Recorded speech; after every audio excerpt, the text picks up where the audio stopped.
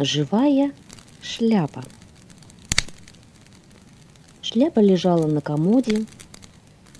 Котенок Васька сидел на полу возле комода, а Вовка и Вадик сидели за столом и раскрашивали картинки.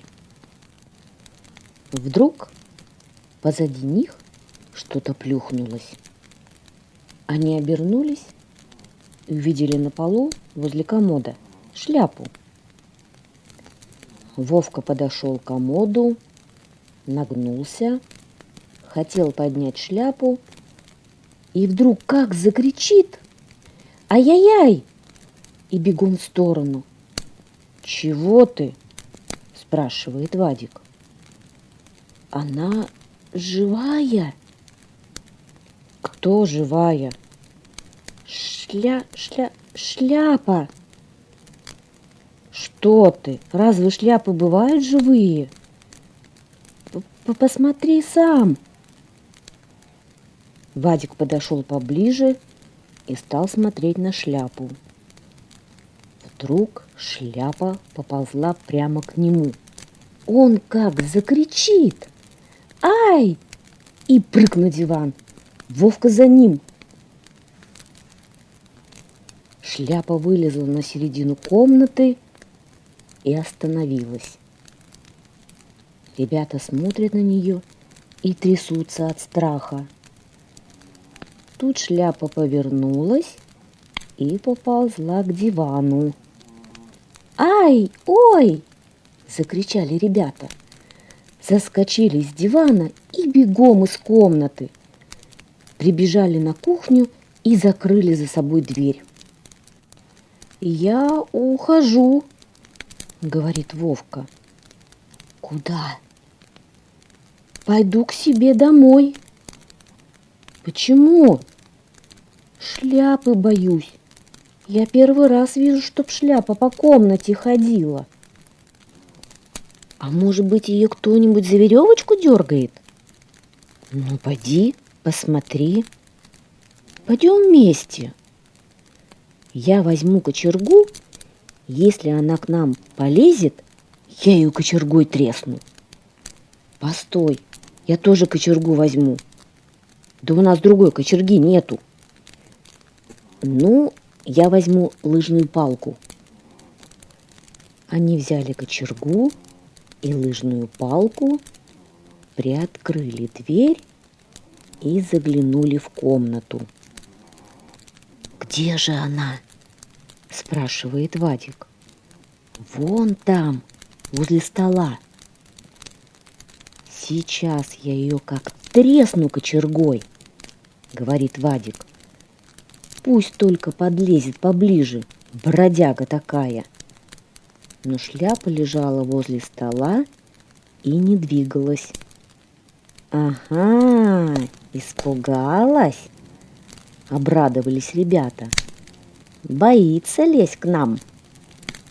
«Сейчас я ее спугну», – сказал Вадик. Он стал стучать по полу кочергой и кричать: «Эй, ты, шляпа!» Но шляпа не двигалась. «Давай наберем картошки и будем в нее картошкой стрелять», – предложил Вовка. Они вернулись на кухню, набрали из корзины картошки и стали швырять ее в шляпу. Швыряли, швыряли, и, наконец, Вадик попал. Шляпа как подскочит кверху.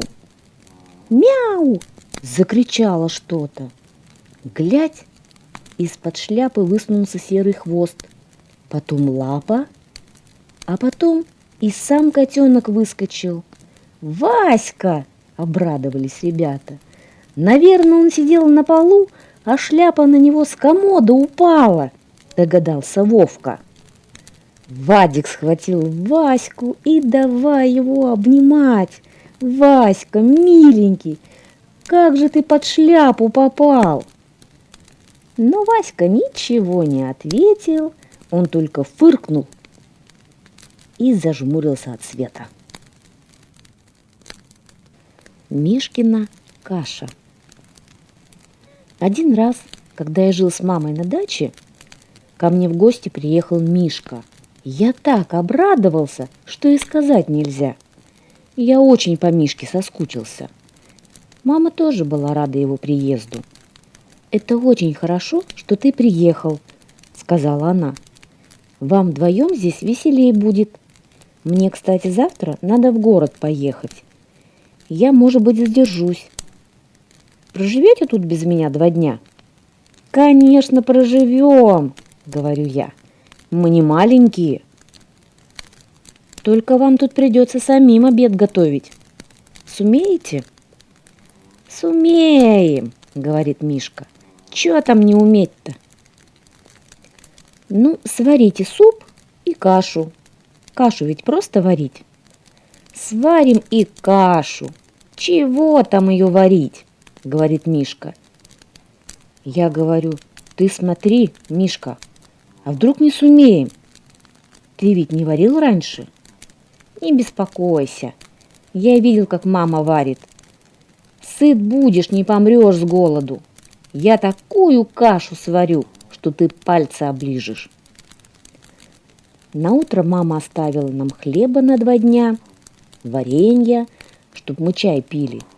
Показала, где какие продукты лежат, объяснила, как варить суп и кашу, сколько крупы положить, сколько чего. Мы все слушали, только я ничего не запомнил. Зачем, думаю, раз Мишка знает?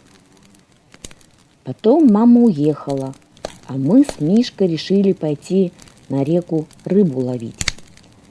Наладили удочки, накопали червей. «Постой», — говорю я, «а обед-то кто будет варить, если мы на реку уйдем?» «Чего там варить?» — говорит Мишка.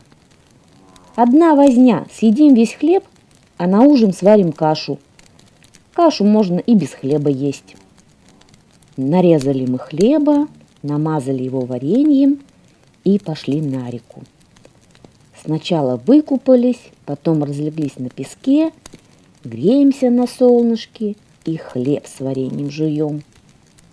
Потом стали рыбу ловить. Только рыба плохо клевала, поймали всего с 10 пескариков. Целый день мы на реке проболтались. К вечеру вернулись домой. Голодные. «Ну, Мишка, ты специалист. Что варить будем? Только такое, что побыстрее есть очень хочется». «Давай кашу», — говорит Мишка. «Кашу проще всего». Ну что ж, кашу так кашу. Растопили плиту, Мишка насыпал в кастрюлю крупы, а я говорю: «Сыпь побольше, есть очень хочется». Он насыпал полную кастрюлю и воды налил доверху. Немного ли воды? Размазня получится. «Ничего, мама всегда так делает. Ты только за печкой смотри, а я уж сварю, будь спокоен». Ну, я за печкой смотрю, дрова подкидываю, а Мишка кашу варит. Ну, то есть не варит, а сидит, да на кастрюлю смотрит. Она сама варится. Скоро стемнело. Мы зажгли лампу, сидим и ждем.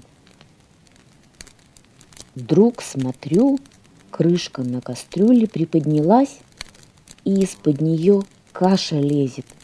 «Мишка, что это? Почему каша лезет?» «Куда?» «Шут ее знает, куда из кастрюли лезет». Мишка схватил ложку и стал кашу обратно в кастрюлю впихивать.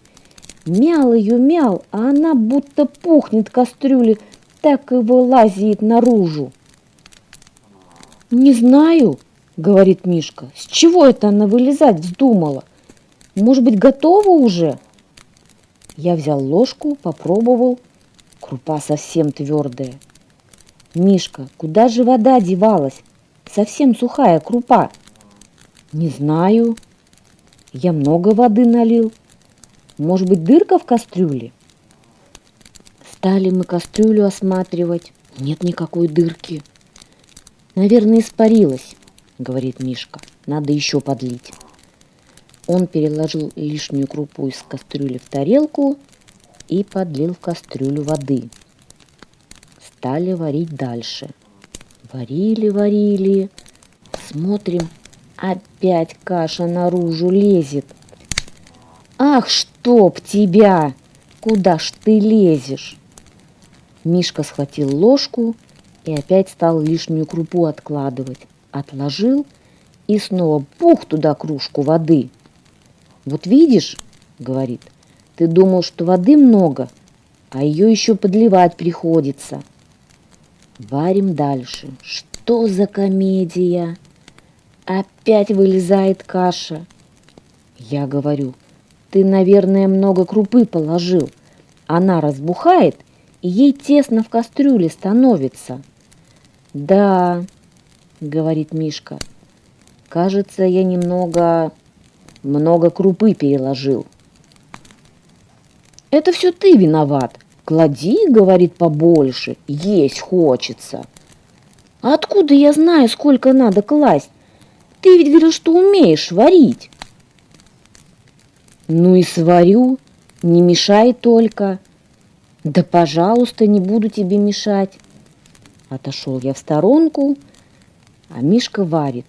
Ну, то есть не варит, а только и делает, что лишнюю крупу в тарелку перекладывает. Весь стол уставили тарелками, как в ресторане. И все время воды подливает. Я не вытерпел и говорю, ты что-то не так делаешь. Так ведь до утра можно варить. А что ты думаешь? В хорошем ресторане всегда обед с вечера варят, чтоб на утро поспел. Ну, так то в ресторане. Им спешить некуда, у них еды много всякой. А нам-то куда спешить? Нам надо поесть да спать ложиться. Смотри, скоро 12 часов. Успеешь выспаться. И снова бух в кастрюлю воды. Тут я понял, в чем дело. Ты все время холодную воду льешь. Как же она может свариться? А как, по-твоему, без воды, что ли, варить? Выложить половину крупы и налить воды сразу побольше, и пусть себе варится. Взял я у него кастрюлю и вытряхнул из нее половину крупы. Наливай теперь воды доверху. Мишка взял кружку, полез в ведро. Нету воды. Вся вышла. Что ж мы делать-то будем? Как за водой идти, темнота какая. И колодца не увидишь. Чепуха, сейчас принесу. Мишка взял спички, привязал к ведру веревку и пошел к колодцу. Через минуту возвращается. А вода где? Спрашиваю я. Вода? Там, в колодце.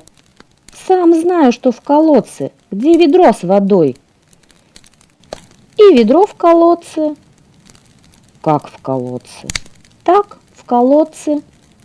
Упустил. Упустил. Ах ты, размазня! Ты что ж нас уморить голодом хочешь? Чем теперь воды достать? Чайником можно. Я взял чайник и говорю, давай веревку. А ее нет, веревки. А где ж она? Там. Где там? Ну, в колодце. Так ты, значит, с веревкой ведро упустил? Ну да. Стали мы другую веревку искать. Нет нигде. Ничего, говорит Мишка. Сейчас пойду попрошу у соседей. С ума сошел! Ты посмотри на часы. Соседи спят давно. Тут как нарочно обоим нам пить захотелось. Кажется, 100 рублей бы за кружку воды отдали. Мишка говорит, это всегда так бывает. Когда нет воды, так еще больше пить хочется. Поэтому в пустыне всегда пить хочется, потому что там нет воды. Я говорю, ты не рассуждай, а ищи веревку. Где же ее искать? Я везде смотрел. Давай леску от удочки привяжем к чайнику. А леска выдержит? Может быть, выдержит. А если не выдержит? Ну, если не выдержит, то оборвется. Это и без тебя известно. Размотали мы удочку, привязали к чайнику леску и пошли к колодцу. Я опустил чайник в колодец и набрал воды. Леска натянулась, как струна, вот-вот лопнет. Не выдержит. Я чувствую. Может быть, если поднимать осторожно, то выдержит, говорит Мишка. Стал я поднимать потихоньку. Только приподнял над водой, плюх, и нет чайника.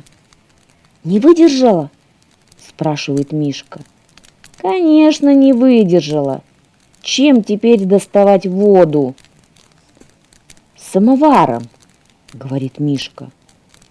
Нет, уж лучше самовар просто бросить в колодец. По крайней мере, возиться не надо. Веревки-то нет. Ну, кастрюлей. Что у нас? По-твоему, кастрюльный магазин? Тогда стаканом. Это сколько придется возиться, пока стаканом воды наносишь? Что же делать? Надо ведь кашу доваривать. И пить до зарезу хочется. Давай кружкой. Кружка все-таки побольше стакана. Пришли домой, привязали леску к кружке так, чтобы она не переворачивалась, и вернулись к колодцу. Вытащили по кружке воды, напились. Мишка говорит, это всегда так бывает. Когда пить хочется, так кажется, что целое море выпьешь. А когда станешь пить, так одну кружку выпьешь и больше уже не хочется, потому что люди от природы жадные. Я говорю, нечего тут на людей наговаривать. Тащи лучше кастрюлю с кашей сюда, мы прямо в нее воды натаскаем, чтоб не бегать 20 раз с кружкой. Мишка принес кастрюлю и поставил на край колодца. Я ее не заметил, зацепил локтем и чуть не столкнул в колодец. Ах ты, растяпа! Зачем мне кастрюлю под локоть сунул? Возьми ее в руки и держи крепче, и отойди от колодца подальше, а не то и каша полетит в колодец. Мишка взял кастрюлю и отошел от колодца. Я натаскала воды. Пришли мы домой. Каша у нас остыла, печь погасла. Растопили мы снова печь и опять принялись кашу варить. Наконец она у нас закипела, сделалась густая и стала пыхтеть. Пых, пых. О, говорит Мишка, хорошая каша получилась, знатная. Я взял ложку, попробовал. Тьфу, что это за каша? Горькая, несоленая и воняет гарью. Мишка тоже хотел попробовать, но тут же выплюнул. Нет, умирать буду, а такую кашу не стану есть. Такой каши наешься и умереть можно, говорю я. Что ж делать? Не знаю. Чудаки мы, говорит Мишка. У нас же пескари есть. Некогда теперь уже с пескарями возиться. Скоро светать начнет. Так мы их варить не будем, а зажарим. Это ведь быстро, раз и готово. Ну давай, если быстро. А если будет как каша, то лучше не надо. В один момент, вот увидишь. Мишка почистил пескарей и положил на сковородку. Сковородка нагрелась, пескари и прилипли к ней. Мишка стал отдирать пескарей от сковородки ножом, все бока ободрал им. «Умник!» — говорю я. «Кто же рыбу без масла жарит?» Мишка взял бутылку с подсолнечным маслом, налил масло на сковородку и сунул в печь прямо на горячие угли, чтоб поскорее зажарились. Масло зашипело, затрещало и вдруг вспыхнуло на сковородке пламенем. Мишка вытащил сковородку из печки, масло на ней пылает. Я хотел водой залить, а воды у нас во всем доме ни капли нет. Так оно и горело, пока масло не выгорело. В комнате дым, смрад, а от пескарей одни угольки остались. «Ну, — говорит Мишка, — что теперь жарить будем?» «Нет, — говорю я, — больше я тебе ничего жарить не дам. Мало того, что ты продукты испортишь, так ты еще и пожар устроишь. Из-за тебя весь дом сгорит. Довольно!» «Что же делать? Есть-то ведь хочется!» Попробовали мы сырую крупу жевать, противно. Попробовали сырой лук, горько. Масло попробовали без хлеба есть, тошно. Нашли банку из-под варенья. Ну, мы ее вылизали и легли спать. Уже совсем поздно было. Наутро проснулись голодные. Мишка сразу полез за крупой, чтобы варить кашу. Я как увидел, так меня даже в дрожь бросило. «Не смей!» — говорю я. «Сейчас я пойду к хозяйке, тете Наташе, и попрошу, чтобы нам кашу сварила». Мы пошли к тете Наташе, рассказали ей все. Обещали, что мы с Мишкой все сорняки у нее на огороде выпалим, только пусть она поможет нам кашу сварить. Тетя Наташа жалилась над нами, напоила нас молоком, дала пирог с капустой, а потом усадила позавтракать. Мы все ели и ели, так что тетя Наташин Вовка на нас удивлялся, какие мы голодные были. Наконец мы наелись, попросили у тети Наташи веревку и пошли доставать из колодца ведро и чайник. Много мы провозились, и если бы Мишка не придумал якорек из проволоки смастерить, так бы ничего и не достали. А якорьком, как крючком, подцепили и ведро, и чайник, ничего не пропало, все вытащили. А потом мы с Мишкой и Вовкой сорняки на огороде пололи. Мишка говорит: «Сорняки — это чепуха, совсем не трудное дело, гораздо легче, чем кашу варить».